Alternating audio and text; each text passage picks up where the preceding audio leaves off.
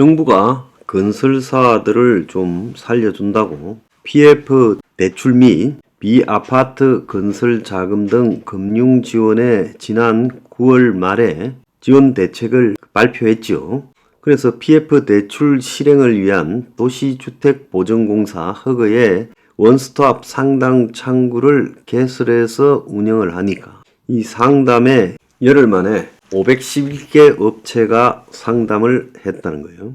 그래서 민간 사업자가 기존의 분양 사업을 임대 사업으로 전환하도록 지원하는 공공지원 민간 임대주택 사업의 경우 20개 사업장 9천 가구 규모가 접수가 되었다는 거예요. 자, 국토부는 주택도시기금 융자 확대, 공사비 정액 기준 현실화 등을 통해서 공공지원 민간 임대주택 사업성을 개선을 시켜주고 기금투자위원회 등을 통해서 신속하게 사업이 추진될 수 있도록 PF 자금을 지원해 준다는 거예요. 그래서 사업의 사업성, 즉 수익성을 높여주고 이 제도 변경을 통해서 또 자금 지원까지도 해주겠다. 공공지원 민간 임대아파트로 해라. 이렇게 해서 지금 편의를 봐주고 있으니까 이 업자들이 많이 상담을 한다는 거예요. 그런데 지금 부동산발 가계부채가 조용한 금융위기로 갈 가능성이 매우 크다라는 이야기가 나오고 있어요. 가계부채가 점점 부실화되면서 은행이 서서히 흔들려가는 조용한 금융위기. 그래서 학계에서는 가계부채 문제가 조용히 더 큰 위기로 이어질 수 있다 해서요. 미국의 매튜 바론 코넬대 교수와 에밀 바르너 MIT 교수, 웨이 시용 프린스턴대 교수 등이 미국 경제학회에서 발생한 패닉이 없는 은행 위기라는 그런 이 논문을 발표했어요. 그래서 부채 문제로 은행 자본이 줄어들고 금융위기와 같은 패닉이 없이 조용히 지금 은행이 문제가 발생하는 그런 상황이 벌어질 수도 있다는 거예요. 지금까지는 이런 금융위기가 올 때 굉장히 시끄럽게 공포적 상황이 지배하면서 오는데 이제 패닉이 없이 경제를 잠식해 가면서 조용한 금융위기가 온다는 거예요. 은행 자본 경색은 공황 없이도 그 자체로 소비와 투자를 위축시키는 신용 공급 위축으로 이어질 수 있다. 역사적으로 공황이 없는 은행 부실 사태가 꽤 흔하게 발생했다. 그래서 우리나라는 아직은 금융 시스템이 안정적이라고 하지만은 최근 은행권도 연체율이 높아지고 새마을금고, 저축은행, 부동산 PF 등이 흔들리는 속에서 한국도 조용한 금융위기가 현실화될 가능성이 충분히 있다는 거예요. 지금 새마을금고 등의 부실이 정부 지원에 가려져 있는 측면이 있다는 거예요. 자, 미국 논문에서도 한국을 직접 거론하지는 않았지만은 조용한 위기 동안에 정부의 개입이 숨겨져 있고 다른 은행에 부실이 없어 채권자들에게는 은행 부분이 건전하다는 인상을 줄 수 있다.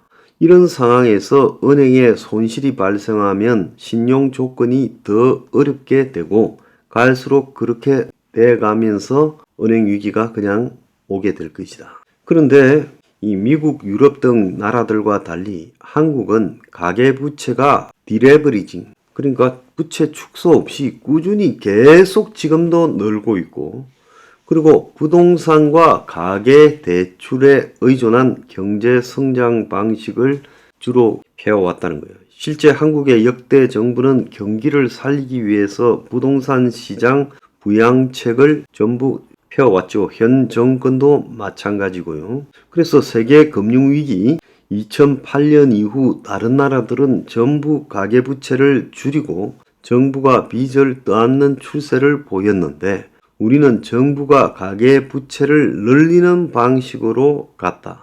정권별로 이명박, 박근혜, 문재인, 윤석열 전부 그렇게 갔다는 거예요.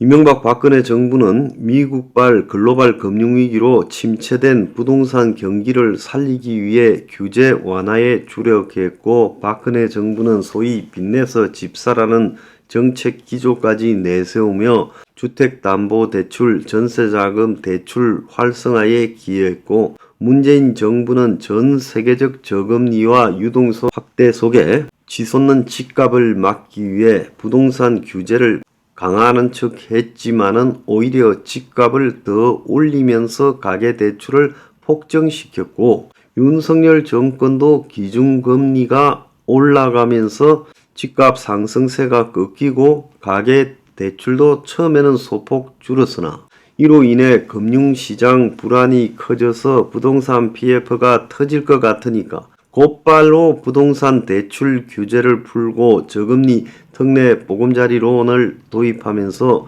부동산 경기에 의존하는 모습을 보였고 가계부채 문제가 심각해지자 최근 규제를 다시 죄이겠다고 말을 했지만은 또 경기가 안 좋아지면 다시 푸는 이런 식 갈짓자를 반복할 거다 이렇게 추정이 되고 있어요. 자, 그런데 정부가 이렇게 부동산을 가지고 경기 부양의 대상으로 삼으면서 2010년 이후 우리나라 주택 시가총액이요 3019조에서 6009조로 2.05배가 늘어났어요. 그러니까 한국의 집값이 2배가 됐다는 거예요. 2010년 이후에 주식 시가총액은 1.5배 늘었고 명목 GDP는 1.63배 늘었는데 부동산은 2배가 됐어요. 그래서 10수년간 수도권을 중심으로 주택이 투기자산 역할을 하면서 매매 전세 가격이 천정부지로 올랐고 갭투자 영끌 이렇게 부동산 공화국을 만들었다는 거예요. 자, 이런 상황에서 정부가 빚을 갖다가 늘리도록 이렇게 투기를 장려하는 부분이 학계에서도 연구 대상인데 자, 빚으로 지은 집이라는 이 책을 쓴 세계적 석학 아미르 수피 시카고 대학 교수는 집, 가계부채, 그리고 비즈니스 사이클이라는 경기라는 그런 책에서 부동산에 묶인 한국과 중국의 가계부채 문제를 콕 집어 언급을 했어요. 한국은 주택 호황기 가계부채 이자율이 지속적으로 낮은 수준을 유지했고 은행의 대출 요건도 기업 대출보다 훨씬 낮았다. 그래서 주택담보대출 증가가 되었고 전세 대출이라는 독특한 금융상품까지 있었다. 그래서 DSR이 크게 상승할 때 가계부채 붐이 위험한 지점에 도달하는 걸로 나타났는데 한국에 특히 걱정스러운 일이다 이랬어요. 그래서 한국은행에 따르면 현재 DSR 40% 이상인 가구의 비중이 2017년 28.9에서 작년에 31.9로 급증했어요.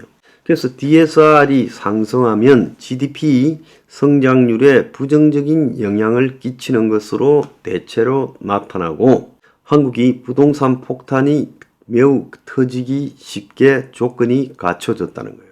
그래서 가계부채가 일정한 수준을 넘어가면 원금과 이자 상환 부담이 확대되어 내수 소비를 위축시키고 금리 인상으로 그때부터는 완전히 소비 급감으로 이어지면서 기업의 이 투자도 되지 않는다. 자, 기업 투자로 가야 될 자금들이 부동산 시장으로 쏠리면 경제 성장의 잠재력을 깎아먹게 된다. 이렇게 말하고 있습니다. 자, 한국은 부동산으로 경기를 조절해 오면서 이제 솔직히 말할 때 수습불능 상황까지 왔고 이것이 한국 건설업계의 도덕적 해이, 벌었을 때는 내 주머니에 집어넣고 이러면 정부 보고 책임을 전가하고 또 다른 한편으로는 평당 건설비 500만원짜리를 가지고 3,100만원에 분양을 하고 건설회사가 바지들을 내세워서 시행을 같이 겸하면서 사실상 막대한 수익을 확보하고 그러면서 정권은요 이 건설업계와 유착해서 벗어나지 못하고 있어요. 부동산으로 경기를 조절한다가는 조용한 은행 위기 맞을 수 있다는 거예요. 자, 윤 정권 정신이 번쩍 안 듭니까?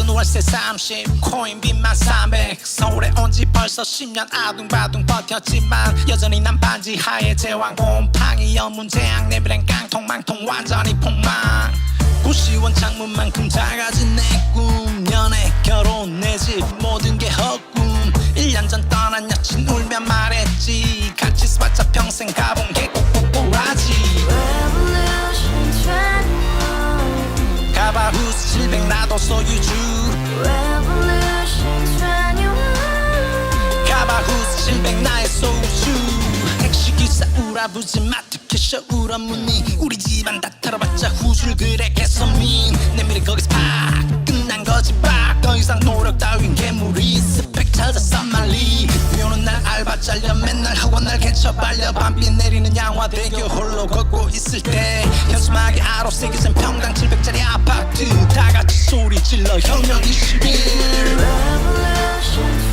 21 가바후스 700 나도 소유주 Revolution 21 가바후스 700 나의 소유주 You and I, we live together in the house. Brand new day, and your dream had just begun. Yeah. Revolution 21, only hope and happiness. 너의 곁에 내가 영원히 지금까지 정치인들 입만 열면 찝찝찝 개소리 멍멍멍 쳤다 하면 뻥 잘난 부모 만나 잘난 학교 나오면 뭐하나 우동살이 꽉 찬 대가리 깡통 소리 통통 저 푸른 조원이의 그림 같은 집을 짓고 평산 4천 팔면 뭐해 평생 살 수 없는 집 내 미래 내 꿈 희망 퀸 살아나는 집 우리의 미래 혁명 21